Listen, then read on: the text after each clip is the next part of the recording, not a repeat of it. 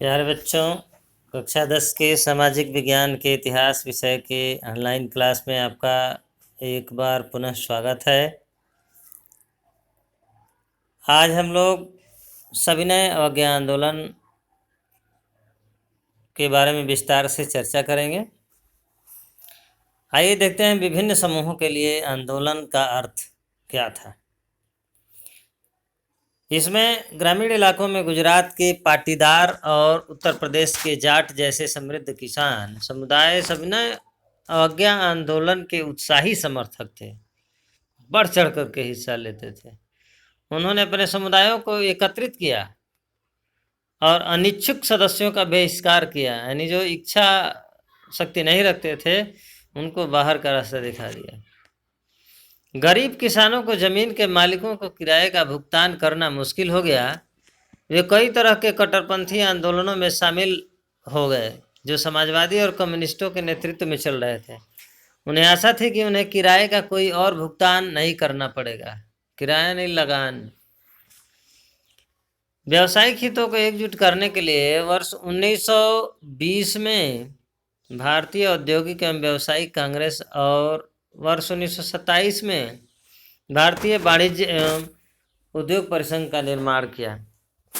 GD Birla और पुरुषोत्तम दास ठाकुर जैसे प्रसिद्ध उद्योगपतियों ने भारतीय अर्थव्यवस्था और औपनिवेशिक नियंत्रण के विरुद्ध आवाज उठाई। उन्होंने प्रथम सविनय अवज्ञा आंदोलन का भी समर्थन किया।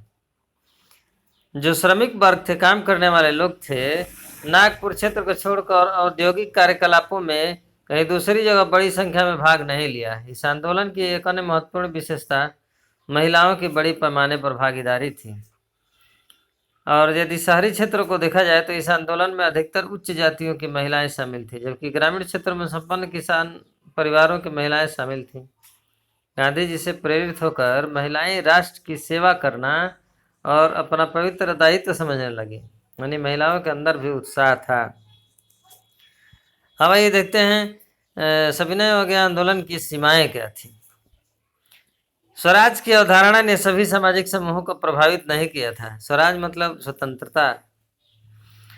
ऐसा एक समूह अस्पृश्यों का था जो खुद को 1930 के दशक के दौरान दलित कहने लगा था। अस्पृश्य का मतलब जिसको छोटी जात, जिनसे छुआछूत की भावना वाली व्यवस्था लोग रखते थे।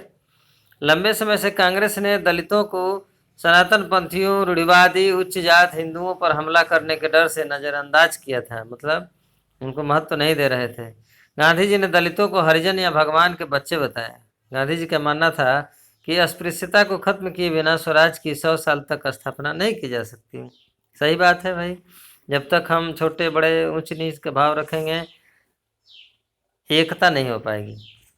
उन्होंने दलितों को मंदिरों में प्रवेश और सार्वजनिक कुएं, तालाब, सड़कों और स्कूलों तक पहुंच बनाने के लिए सत्याग्रह किया, लोगों से कहा, अपील किया। गांधी जी ने सफाई के काम को सम्मानित करने के लिए स्वयं शौचालयों को साफ किया। गांधी जी ने अछूतों के बारे में अपनी मानसिकता बदलने के लिए ऊपरी वर्ग से आग्रह किया। अब ये देखते हैं दलित नेता का ध्यान रखना। जो दलितों के नेता थे, छोटे वर्ग के नेता थे, उनका ध्यान रखने के लिए कार्य किया गया। दलित नेता अपने समुदाय की समस्याओं का एक अलग राजनीतिक समाधान चाहते थे। डॉक्टर बी आर अम्बेडकर मैंने डॉक्टर भीमराव अम्बेडकर ने शैक्षिक संस्थानों में आरक्षित सीटों और अलग निर्वाचन क्षेत्रों की मांग की, जिससे विधायी परिषदों के लिए दलित सदस्यों का चयन किया जा सके। अम्बेडकर ने दलितों को वर्ष 1930 में अवसादग्रस्त वर्गों के संघों में गठित किया।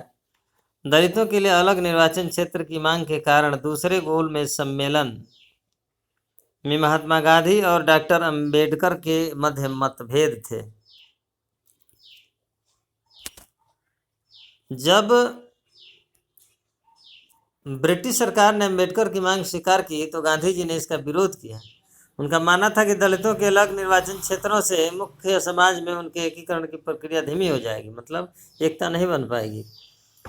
अम्बेडकर जी ने अंततः गांधी जी के विचार को स्वीकार कर लिया, जिसके परिणाम स्वरूप सितंबर 1932 में को पुनः समझौते यानी पूना पैक्ट पर हस्ताक्षर किए गए। इससे अवसादग्रस्त वर्गों को प्रांतीय और केंद्रीय विधान परिषद में आरक्षित सीटें मिल गई। लेकिन उनके लिए मतदान सामान्य निर्वाचन क्षेत्र में होता था।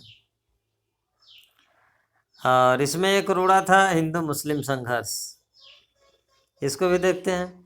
भारत के कुछ मुस्लिम राजनीतिक संगठनों ने भी सविनय अवज्ञा आंदोलन में रुचि नहीं दिखाई। गैर सहयोग और खिलाफत आंदोलन की गिरावट के बाद मुस्लिमों का एक बड़ा हिस्सा कांग्रेस से अलग हो गया। वर्ष 1920 के दशक के मध्य से कांग्रेस हिंदू महासभा जैसे हिंदू धार्मिक राष्ट्रवादी संगठनों के काफ़ी नज़दीक थी। जैसे जैसे हिंदू मुस्लिमों के बीच संबंध खराब होते गए, दोनों समुदाय उग्र धार्मिक जुलूस निकालने लगे। वर्ष 1930 में मुस्लिम लीग के अध्यक्ष मोहम्मद इकबाल ने हिंदू मुस्लिमों के लिए अलग अलग मतदान की मांग की। हिंदू महासभा और मुस्लिम लीग के बीच मतभेद। कांग्रेस और मुस्लिम लीग ने एकता के लिए फिर से बात करने का प्रयास किए। वर्ष 1927 में यह महसूस हुआ कि एकता हो सकती है। कांग्रेस और मुस्लिम लीग के बीच मतभेद सिर्फ भावी विधानसभाओं में प्रतिनिधित्व करने का था। मुस्लिम लीग के नेता मोहम्मद अली जिन्ना 2 शर्तों पर अलग निर्वाचिका की मांग को छोड़ने के लिए तैयार थी। यानी जो कायदे आजम यानी पाकिस्तान के जन्मदाता थे मोहम्मद अली जिन्ना, उन्होंने 2 शर्त रखे थे एकता लाने के लिए। केंद्रीय सभा में मुस्लिमों को आरक्षित सीटें दी जाएं और दूसरा प्रतिनिधित्व मुस्लिम वर्चस्व वाले प्रांतों जहां मुस्लिमों की संख्या ज़्यादा थी, बंगाल और पंजाब में आबादी के अनुपात में हो। लेकिन M.R. जयकर की अगुवाई में हिंदू महासभा के अत्यधिक विरोध के कारण यह मुद्दा हल नहीं हो पाया। अब देखते हैं सामूहिक अपनत्व की भावना किस तरह से लोगों में राष्ट्रवादी भावना आती है, ठीक ना। जब विभिन्न क्षेत्रों और समुदायों के लोग सामूहिक व्यक्तित्व की भावना विकसित करना शुरू कर देते हैं, तब राष्ट्रवादी भावना आती है। यह एकजुट संघर्षों के अनुभव के माध्यम से विकसित हुआ। कई सांस्कृतिक प्रक्रियाओं ने इसके लिए भी योगदान दिया। इतिहास तथा कथा, लोकगीत, लोकप्रिय प्रिंट और प्रतीक सभी ने राष्ट्रवाद में के निर्माण में एक भूमिका निभाई। आइए देखते हैं निम्नलिखित तरीकों से स्वतंत्रता आंदोलन के दौरान भारत में देखी गई थी। किसी राष्ट्र की पहचान को अक्सर चित्र या छवि में दर्शाया जाता है। भारत माता की छवि 1870 के दशक में पहली बार बंकिम चंद्र चट्टोपाध्याय ने बनाई थी। उन्होंने मातृभूमि के लिए वंदे मातरम गीत लिखा।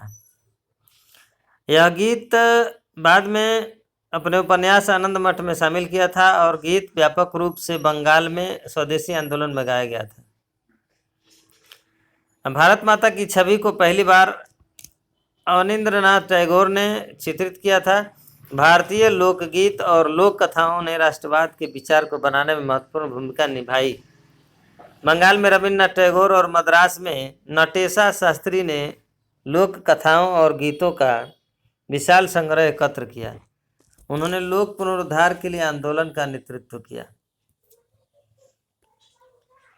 आइए देखते हैं अगला बिंदु। स्वदेशी आंदोलन के दौरान बंगाल में तिरंगा लाल हरा पीला ध्वज तैयार किया गया था। इसमें 8 प्रांतों का प्रतिनिधित्व किया गया था और एक और चंद्र को हिंदू और मुस्लिमों का प्रतिनिधित्व करते हुए दिखाया गया था। वर्ष 1921 तक गांधी जी ने स्वराज ध्वज को तैयार कर लिया था। यह भी एक तिरंगा था जिसके केंद्र में एक चरखे का पहिया था जो गांधी जी के आदर्श का प्रतिनिधित्व करता था। और ये देखते हैं भारतीय प्राचीन इतिहास के माध्यम से राष्ट्रवाद। राष्ट्रवाद की भावना उत्पन्न करने का एक अन्य साधन इतिहास की पुनः व्याख्या करना था। राष्ट्रवादी लेखकों ने पाठकों से आग्रह किया कि वे भारत की महान उपलब्धियों पर गर्व करें और ब्रिटिश शासन के तहत जीवन की दयनीय स्थिति को बदलने के लिए संघर्ष करें। लोगों के एकीकरण की कुछ समस्याएं थी। जिस अतीत माने बीते हुए समय की महिमा की जा रही थी वह हिंदुओं का था तथा जो छवियां बनाई गई थी वे हिंदू प्रतीक थी। इसलिए अन्य समुदायों के लोग स्वयं को अलग समझने लगे थे। निष्कर्ष देखते हैं क्या हुआ। अपने सिख सरकार के खिलाफ बढ़ते क्रोध ने 20वीं सदी में स्वतंत्रता के लिए एक आम संघर्ष में भारतीयों के विभिन्न समूहों और वर्गों को एकत्रित किया। हालांकि विविध समूहों के विभिन्न अपेक्षाएं एकता के लिए लगातार खतरा पैदा करती हैं। महात्मा गांधी के नेतृत्व में कांग्रेस ने आज़ादी के लिए संगठित होकर आंदोलन चलाने की कोशिश की। आइए पढ़े हुए भाग पर निम्नलिखित प्रश्नों को हल करने का प्रयास किया जाए। इसे आप जरूर हल करेंगे। महात्मा गांधी ने असहयोग आंदोलन को कब वापस लेने का फैसला किया? ये बताया जा चुका है। साइमन कमीशन कब भारत आया? तीसरा प्रश्न है गांधी जी ने दांडी यात्रा कहाँ से शुरू की थी। और चौथा प्रश्न है किसी राष्ट्र की पहचान को अक्सर किसमें दर्शाया जाता है। और थोड़ा सा मूल बिंदु टाइमलाइन है कि कब कौन सी घटनाएं घटी, इसको भी आप पढ़ने का काम करेंगे।